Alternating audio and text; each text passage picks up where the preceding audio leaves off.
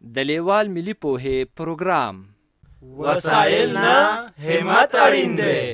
د ټکنالوژۍ په مرسته زده کړه په هر کور، هر ځای، هر وخت او هر عمر کې پرته له ښوونکي او ښوونځي په سبق به پیل وکړو. د پښتو لیک کتاب مو راواخلئ.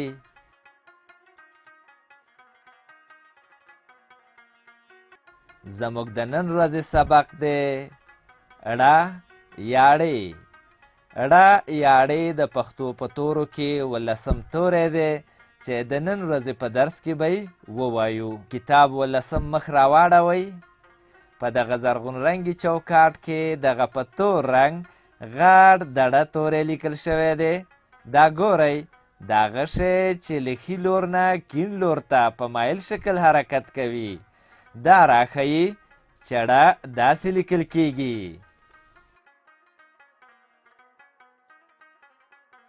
دړه توري شکل مو وپیژانده. اوس دړه توري په غږ خبرې کوو. اوس دا ګورئ، اړه توری په کلمه کې څنګه لیکل کیږي. دا ګورئ، ړون لیکل شوی دی. دا ګورئ، د ړون په نوم کې یو ځلې دړه توری راغلی چې دړه توری پکې په سره رنګ لیکل شوی دی. اړه د ړون د کلمې په سر کې د لیکل شوي اړه توري غږ دی لکه ړوند. تاسې ووایئ ړوند. بیا ووایئ ړوند. ما څو ځلې کلمه یاده کړه. کلمه څه ته وایي؟ د څو تورو له یو ځای کېدو کلمه جوړیږي لکه ړوند. شاباس. اوس مو چې د اړه توري غږ پیدا کړ، په دې هم ځان وپوهوئ چې د اړه توری له نورو تورو سره د تړلو پر وخت په پای کې شکل بدلوي. د اړه توری په لیکنه کې 2 ډوله راځي. اول یوازې په خپله، دویم اړه توری له بل توري سره په پای کې تړلی لکه د خړ په کلمه کې. اوس دا ګورئ، اړه توری په کلمه کې څنګه لیکل کیږي. دا ګورئ، ړوند لیکل شوی دی. دا ګورئ، د ړوند په کلمه کې یو ځلې د اړه توری په سر کې په ځان ته شکل راغلی چې په سره رنګ لیکل شوی دی. ګورئ، دا بل زرغون رنګي چوکاټ کې ړوند رسم شوی دی. پوهیږئ چې ړوند یې ولې رسم کړی دی؟ اندېښنه مه کوئ، زه یې درته وایم. دا د دې لپاره چې د ړوند انځور مو په ذهن کې ښه ځای ونیسي او په تورو د ړوند د کلمې لیکل یاد کړئ. د ړوند کلمه له 4 تورو جوړه شوې ده. ړ، و، ن، د توري چې سره یو ځای شي نو ړوند لوستل کیږي. که ړ، و، ن، د توري پیوسته ولوستل شي نو ړوند ته یې غږ نږدې کیږي. د ړوند په کلمه کې مو د اړه توري لیکل ولیدل. اوس به د اړه توري د سبق نورو برخو ته راشو. دا سور چوکاټ وینئ چې پکې لیکل شوي دي د اړه کارونه په جمله کې. ښه نو، تاسې غواړئ د جملې په معنا ځان پوه کړئ. د جملې په معنا مو پوهوم. ښه ورته ځیر شئ. جمله د یو څو کلمو یو ځای کولو ته وایي لکه دا سړی ړوند دی. اوس لاندې دا تور چوکاټ وګورئ. په دې تور چوکاټ کې په شنه رنګ لیکل شوي 2 جملې دي چې په هره کلمه کې د اړه توري کارونه په سره رنګ روښانه شوي. دا سړی ړوند دی. ړوند د لکړې په مرسته ګرځي. اوس په همدې تور چوکاټ کې په سپین رنګ همدا جملې بیا لیکل شوي دي، خو یو توپیر یا فرق پکې ښکاري. که رښتیا پوه شوي یاست دا توپیر ماته وښایئ. شاباس. دا په هر هغه اړه توري ګوته کېښوده چې زیړ دی. ګورئ، دلته 4 ځلې د اړه توری راغلی دی. اوس نو قلم راواخلئ او د هر زیړ اړه توري پر سر ړه تورې ولیکئ چې د ړه لیکل مو زده شي. دا کار ځکه کوو چې د دې تور چوکاټ د پاسه په کیڼه خوا کې په زیړ چوکاټ کې درته لیکلي دي د ړه د کارونې ځایونه روښانه کړئ. د ړه توري په سر کې شکل لیکو. د ړه توري په پای کې شکل لیکو. ډېر ښه، په تور چوکاټ کار وشو. اوس راځو شنه چوکاټ ته چې نورې جملې زده کړئ. د زړګي پلار ړوند دی. له ړانده سره مرسته کول ښه کار دی. په شنه چوکاټ کې وګورئ، دلته جملې په تور رنګ او هر د ړه توری په سره رنګ راغلی دی. اوس په همدې شنه چوکاټ کې په سپین رنګ همدا جملې بیا لیکل شوي دي. دا ځل مو هم د نښې منځ وویشت. په هر هغه ړه توري مو قلم کېښود چې زیړ رنګ لري. دلته هر ړه توری په زیړ رنګ لیکل شوی دی. یو ړه توری د زړګي د کلمې په منځ کې په ځان ته شکل راغلی دی. یو ړه توری د ړوند د کلمې په سر کې په ځان ته شکل راغلی دی. یو ړه توری هم د ړانده د کلمې په سر کې په ځان ته شکل راغلی دی. اوله جمله داسې ویل کیږي: د زړګي پلار ړوند دی. او دویمه جمله داسې ویل کیږي: له ړانده سره مرسته کول ښه کار دی. اوس قلم راواخلئ، دا په سپین او زیړ رنګ چې د زړګي پلار ړوند دی لیکل شوی پر سر یې ولیکئ چې لیک مو زده شي. او همدارنګه له ړانده سره مرسته کول ښه کار دی. د جملې په سر ولیکئ: د زړګي پلار ړوند دی. د ړانده سره مرسته کول ښه کار دی. اوس به راشو سره چوکاټ ته. دا پورتنۍ ټولې جملې پکې راوړي دي. دا سړی ړوند دی. ړوند د لکړې په مرسته ګرځي. د زړګي پلار ړوند دی. له ړانده سره مرسته کول ښه کار دی.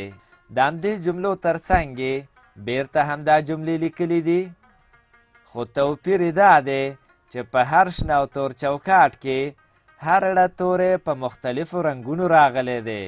خو په دې سره چوکاټ کې ټول توري په سپین رنګ لیکل شوي دي. اوس نو قلم راواخلئ، د دې سپینو جملو پر سر ولیکئ چې لیکل مو زده شي. که زده مو نه وي نو دا سبق له ځانونو سره بیا واورئ. دا سړی ړوند دی.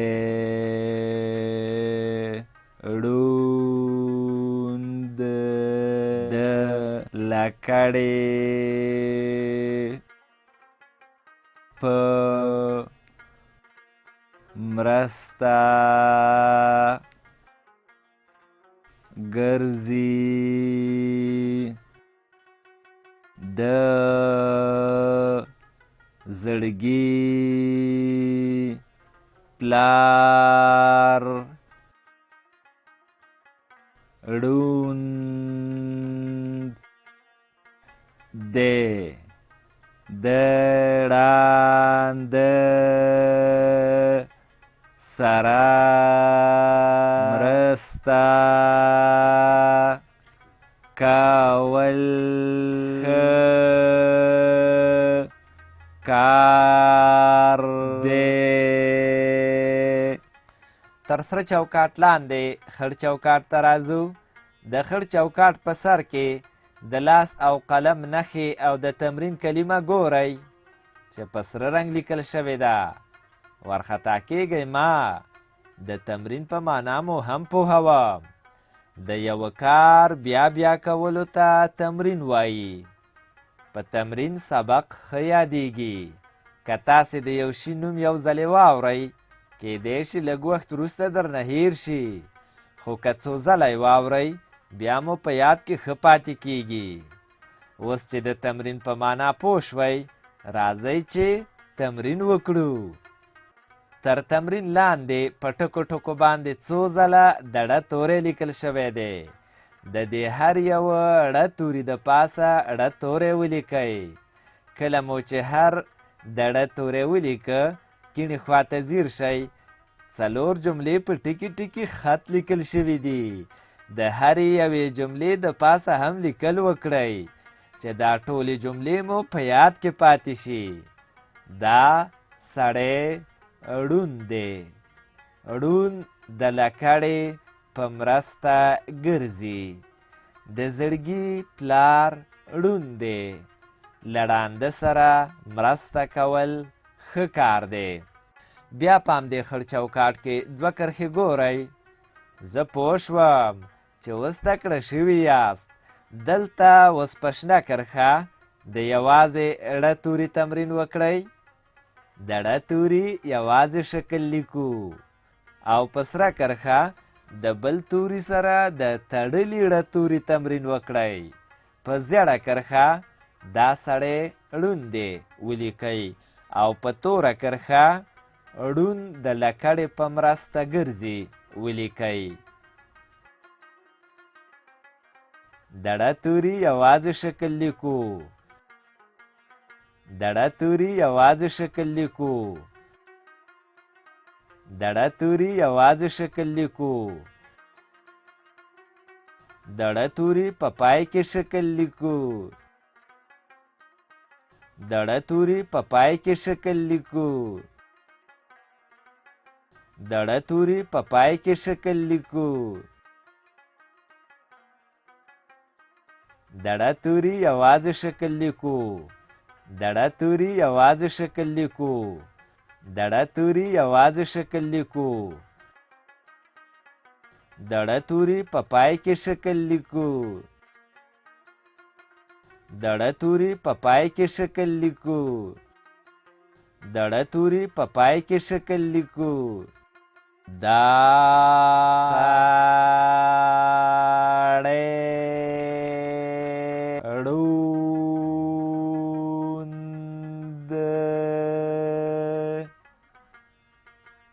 دی. ړوند د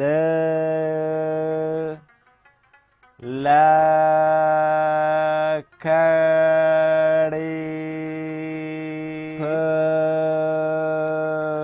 مرسته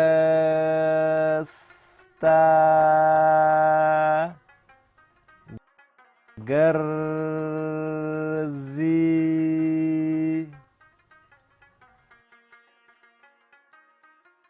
د زړګي پلار ړوند دی.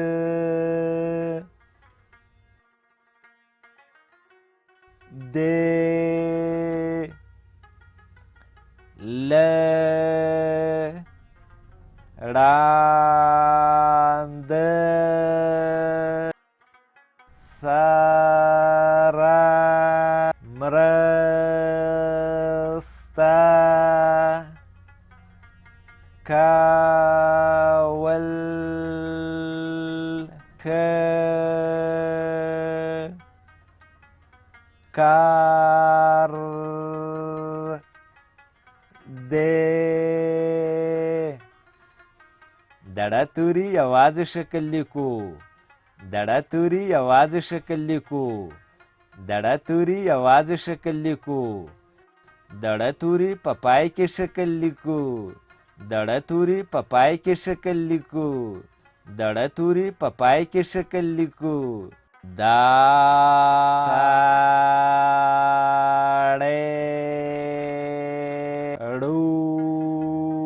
ړوند دی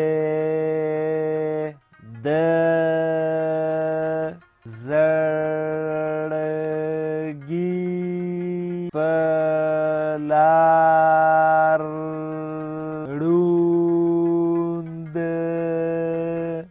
دی. په دې لوست کې مو زده کړل د لیک په وخت کې د ړ توري شکلونه لکه ړنګ خړ یوازې داسې لیکل کیږي، له نورو تورو سره ګډ په پای کې داسې لیکل کیږي.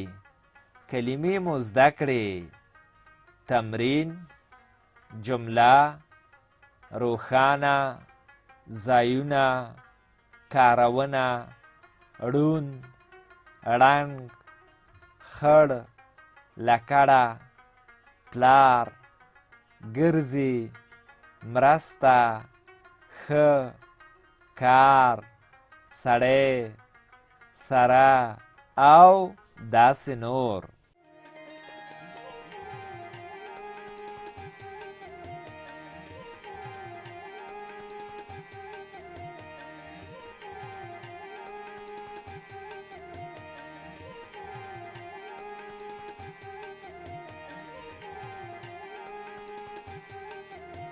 له دې ویډیو سره د لیک کتاب په زده کړه کې ډیره مرسته کوي.